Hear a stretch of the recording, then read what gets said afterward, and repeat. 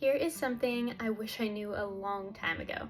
If you're waiting for your circumstances to change in order to be happy, chances are you're going to be waiting for a long, long time because there's always another inconvenience. There's bumps in the road that come along. There's sicknesses, there's, setbacks, things like that.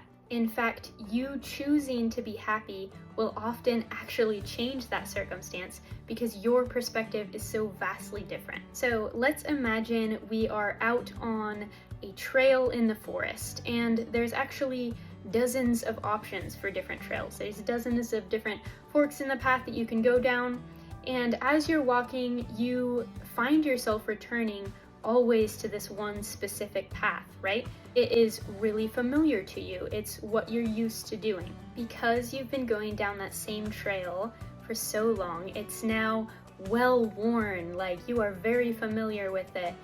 But what if you wanted to change your path? This would take some effort and some intention, but it is entirely possible to do so. This is really similar to how our brains work. So over time, our brains create these well-worn mental pathways. This then becomes our habits, our default response.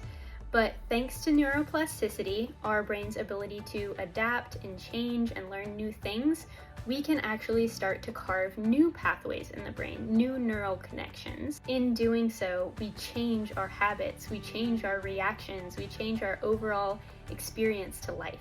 Neuroplasticity allows our brain to rewire by strengthening or weakening certain pathways based on what we focus on or continue to repeat. Every time we practice a new behavior, our brain makes a neural connection for that behavior. When two neurons frequently communicate with each other, that strengthens their connection, right? And over time, then that creates a shortcut in your brain where that thought or that action that you're repeating becomes automatic. This is why in the habits you have going on right now in your life, it feels like you're on autopilot. You have reinforced those behaviors or actions so much that it just feels familiar and you almost do it automatically. So an example of rewiring a behavior you want to change, we'll use a cigarette smoker, for example. If someone is used to reaching for a cigarette every time that they feel stressed, something they could do is instead, when you feel your stressors coming on, you use visualization techniques, you use deep breathing exercises, other methods to calm your body down.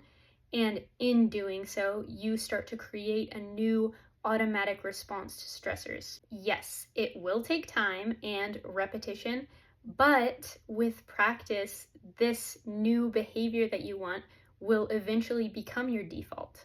So many of our habits, especially those related to stress and emotion, have developed over years and years. However, they aren't set in stone. So with awareness and some intention, you can start shifting your default responses. This process is like training a muscle.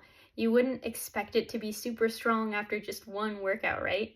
But with consistent effort, you can see results. In order to change a habit, you first have to be aware of what your brain does on autopilot. Start by noticing how you react to certain emotions or situations. Then you can be intentional about changing how you want to react to them in the future. First, we need to set a clear intention. Decide on the habit or response that you do want to change. So if, for example, you want to change how you react when you're stressed, your new habit, instead of picking up a cigarette, would be visualizing a calm and peaceful place or doing those deep breathing exercises. Secondly, we want to practice daily. Every time you choose to replace your action or emotion with something different, you are strengthening that neural pathway.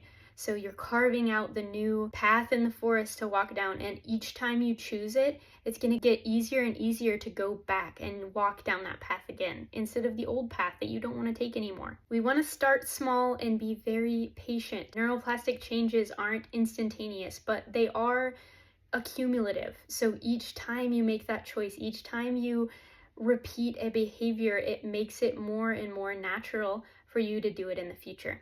Also, reward yourself. The brain responds very well to positive reinforcement. So celebrate the wins. Really put focus on noticing, hey, I feel less stressed right now. I feel in such a better mood. Like, write down your wins. That definitely reinforces that you are making positive changes and it's worth continuing to put effort into this new habit. With consistency, the benefits from these new pathways become very evident. Less stress, better sleep, better mood, Those situations that once triggered anxiety no longer have that same effect, or you might just feel more energized or more happy. For people with chronic illness, stress management through neuroplasticity is particularly powerful. You can significantly improve your well-being by training your brain to break those stress-driven pathways. So brain rewiring, positive neuroplasticity, that's a lifestyle, not a quick fix. It's about adopting habits that actually serve your well-being and then reinforcing those habits. Over time, you will absolutely transform your brain and your life. Think of this whole process like learning a new language. The more you practice, the easier it becomes. Eventually, those new actions and behaviors will feel just as automatic and comfortable as those old ones did. As you set out to rewire your brain, remember that consistency is key.